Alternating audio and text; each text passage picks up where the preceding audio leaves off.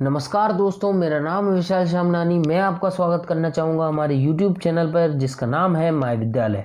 और आज बात करते हैं हम जीएस के महत्वपूर्ण प्रश्नों की, जो कि आपको आने वाले आपके 2020 के एग्ज़ामों में हेल्प करेंगे। और जैसा कि आप लोग जानते हैं कि हाल ही में मध्य प्रदेश जेल प्रहरी का नोटिफिकेशन आ चुका है और इन प्रश्नों में हम जेल प्रहरी के प्रश्नों को भी कवर करके चलेंगे, जिससे आपको आने वाले एग्ज़ाम में आसानी होगी। इससे पहले मैंने आपके लगभग 250 क्वेश्चन ऐसे कवर किए हैं जो कि अक्सर एग्ज़ाम में पूछ लिए जाते हैं या आने वाले एग्ज़ाम में पूछने की संभावना है।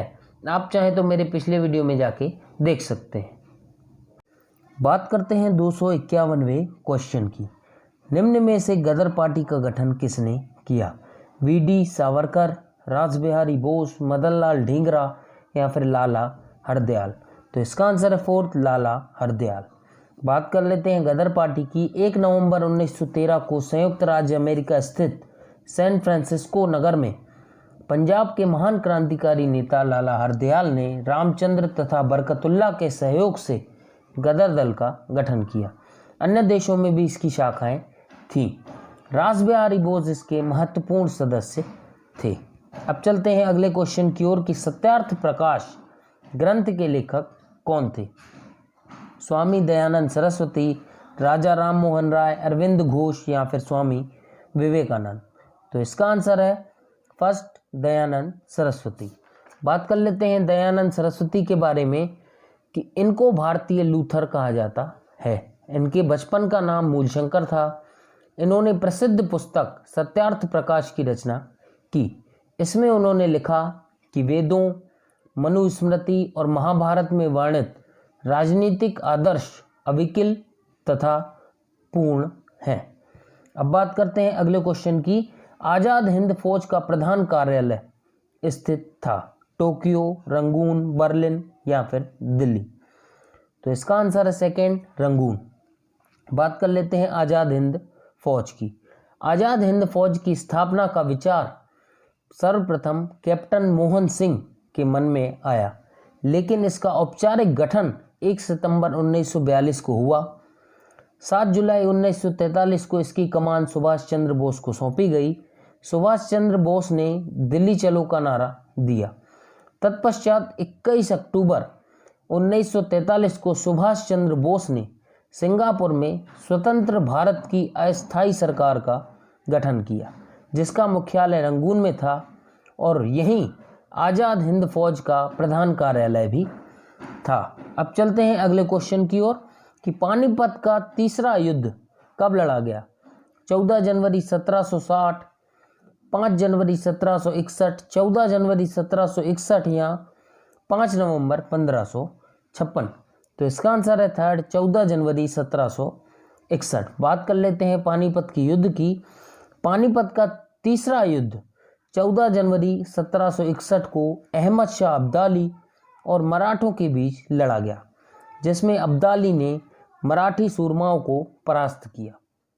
अब चलते हैं अगले क्वेश्चन की ओर कि भारत की सबसे लंबी अंतर्राष्ट्रीय सीमा किस देश के साथ है? नेपाल, पाकिस्तान, चाइना या फिर बांग्लादेश। तो इसका आंसर है फोर्थ, बांग्लादेश। भारत की सबसे लंबी अंतर्राष्ट्रीय सीमा बांग्लादेश के साथ जुड़ी हुई है, जिसकी लंबाई 4096 किलोमीटर है।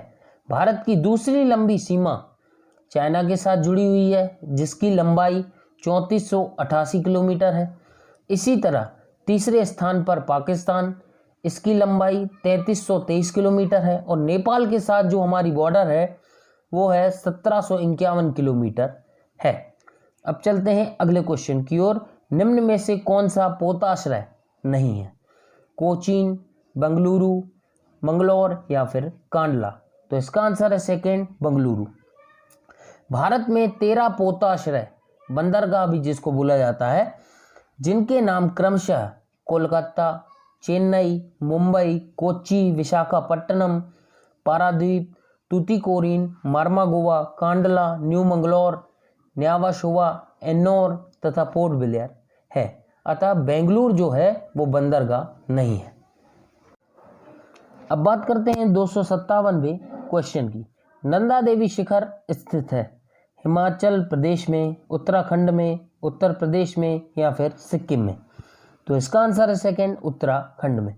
हिमालय पर्वत श्रेणी के अंतर्गत आने वाला नंदा देवी पर्वत शिखर उत्तराखंड राज्य में स्थित है। इसकी समुद्र तल से ऊंचाई 7817 मीटर है। यह उत्तर के पर्वतीय प्रदेश के अंतर्गत आने वाली हिमालय पर्वत की 2400 किलोमीटर लंबी श्रृंखला का एक भाग है। अब चलते हैं 258वें क्वेश्चन की ओर। भागीरथी नदी निकलती है कैलाश पर्वत से, मानसरोवर झील से, गौमुख से या फिर तपोवन से? तो इसका आंसर है थर्ड, गौमुख से। बात करते हैं भागीरथी की। हिमालय में गंगा नदी के दो मुख्य उद्गम हैं, भागीरथी और अलकनंदा। भागीरथी गंगोत्री हिमनद के गौमुख स्थान से उद्गमित होती है या निकलती है, और अलकनंदा अलकापुरी के हिमनद से निकलती है, और इन दोनों नदियों का मिलन देवप्रयाग में होने के बाद इसका नाम गंगा पड़ता है। बात करते हैं 259वें क्वेश्चन की। राष्ट्रीय एटलस और थीमेटिक मानचित्र संगठन स्थित है देहरादून में, हैदराबाद में, नई दिल्ली में या फिर कोलकाता में? तो इसका आंसर है फोर्थ, कोलकाता में। राष्ट्रीय एटलस और थीमेटिक मानचित्र संगठन, जिसको नेटमो भी बोला जाता है, पश्चिम बंगाल के कोलकाता में स्थित है। JN ब्लॉक विधाननगर कोलकाता स्थित नाटमो की स्थापना अप्रैल 1954 में हुई थी, और इसके संस्थापक जो थे वो थे डायरेक्टर पद्म भूषण SP चटर्जी थे। अब चलते हैं अगले क्वेश्चन की ओर कि शिवालिक पहाड़ियाँ निम्न में से किसका हिस्सा है? अरावली, पश्चिमी घाट, हिमालय या फिर सतपुड़ा? तो इसका आंसर है थर्ड, हिमालय। बात कर लेते हैं शिवालिक पहाड़ियों की। शिवालिक पहाड़ियाँ हिमालय का हिस्सा है जो उप हिमालय के नाम से जानी जाती है। यह हिमालय की सबसे दक्षिणी श्रेणी है। इसका विस्तार पाकिस्तान के पोटवार पठार से पूर्व में कोसी नदी तक है। शिवालिक श्रेणी हिमालय पर्वत का सबसे नवीन भाग है। अरावली पहाड़ियाँ विश्व का प्राचीनतम मोड़दार पहाड़ है। अब चलते हैं 261वें क्वेश्चन की ओर। भारत का सबसे लंबा राष्ट्रीय राजमार्ग कौन सा है? राष्ट्रीय राजमार्ग 1, 2, 8 या फिर 7? तो इसका आंसर है फोर्थ, राष्ट्रीय राजमार्ग 7। भारत का सबसे लंबा राष्ट्रीय राजमार्ग NH7 नेशनल हाईवे 7 है, जिसकी कुल लंबाई 2369 किलोमीटर है। यह वाराणसी से कन्याकुमारी तक जाता है, जबकि NH1 दिल्ली पाक सीमा तक की लंबाई 1226 किलोमीटर है। NH2 दिल्ली कोलकाता, जिसकी लंबाई 1490 किलोमीटर है, तथा NH8 दिल्ली जयपुर, जिसकी लंबाई 2058 किलोमीटर है। राष्ट्रीय राजमार्ग 1 व 2 के सम्मिलित रूप को, मतलब नेशनल हाईवे 1 और नेशनल हाईवे 2 को सम्मिलित रूप से GT रोड भी बोला जाता है। अब चलते हैं 262वें क्वेश्चन की ओर। रबी की फसलों को बोया जाता है अक्टूबर से नवंबर तक, दिसंबर से मार्च तक, मई से जुलाई तक, अगस्त से सितंबर तक? इसका आंसर है फर्स्ट, अक्टूबर से नवंबर तक। रबी की फसलें अक्टूबर से नवंबर तक बोई जाती हैं और मार्च अप्रैल में काटी जाती हैं। रबी की मुख्य फसलों में गेहूं, जौ, चना, तोरिया, मटर और सरसों आती हैं, और खरीफ की फसलें जून जुलाई में बोई जाती हैं तथा सितंबर अक्टूबर में काटी जाती हैं।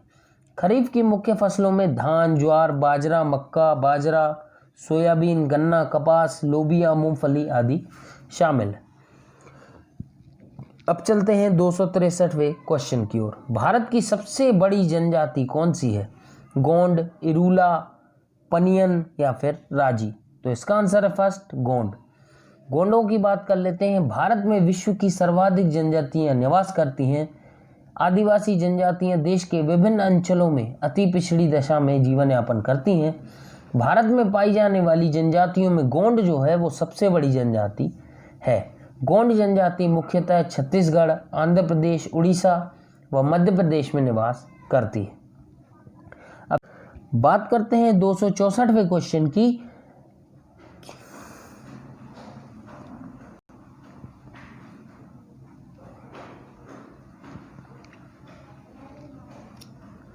बात करते हैं 264वें क्वेश्चन की। निम्न में से किस स्थान पर अलकनंदा तथा भागीरथी का संगम होता है? विष्णुप्रयाग, कर्णप्रयाग, रुद्रप्रयाग या फिर देवप्रयाग?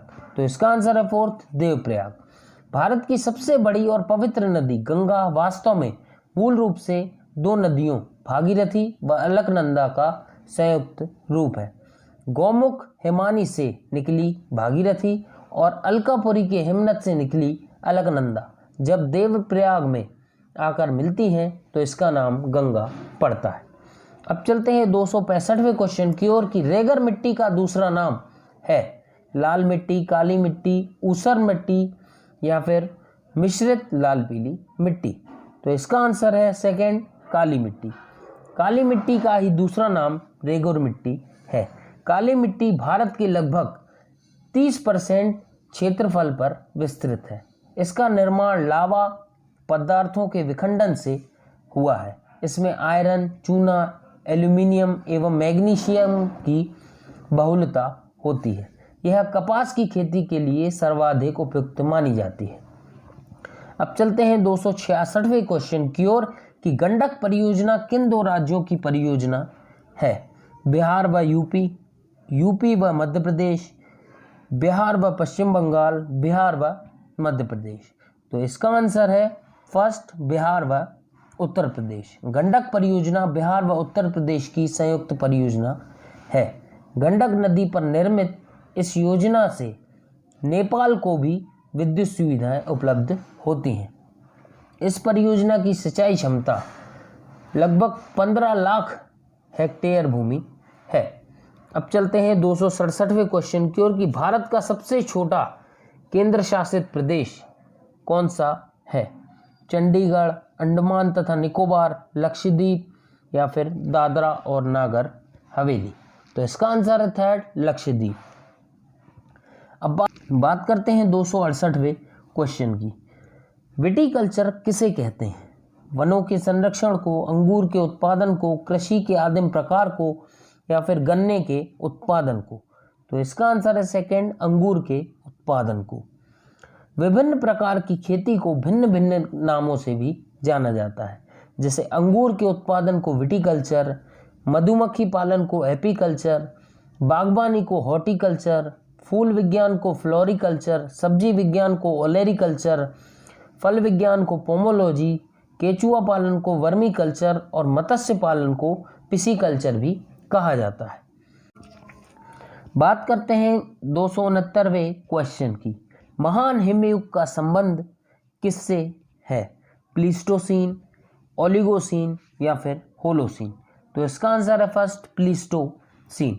पृथ्वी के इतिहास में कई ऐसे युग भी हुए हैं जब भूमि के अनेक भाग हिम से ढके हुए थे।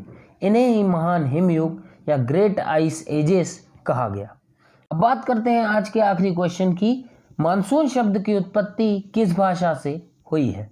अरबी भाषा से, स्पेनिश से, हिंदी से या फिर अंग्रेजी से? तो इसका आंसर है फर्स्ट, अरबी भाषा से।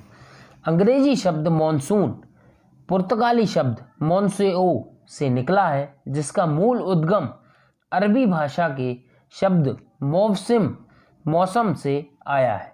मानसून हिंद महासागर एवं अरब सागर की ओर से भारत के दक्षिण पश्चिम तट पर आने वाली हवाओं को कहते हैं, जो भारत, पाकिस्तान, बांग्लादेश आदि में वर्षा कराती है। आज का वीडियो हम करते हैं यहीं समाप्त। वीडियो पसंद आए तो कृपया लाइक करें, शेयर करें और सब्सक्राइब करना हमारे चैनल को मत भूलिए। Thank you.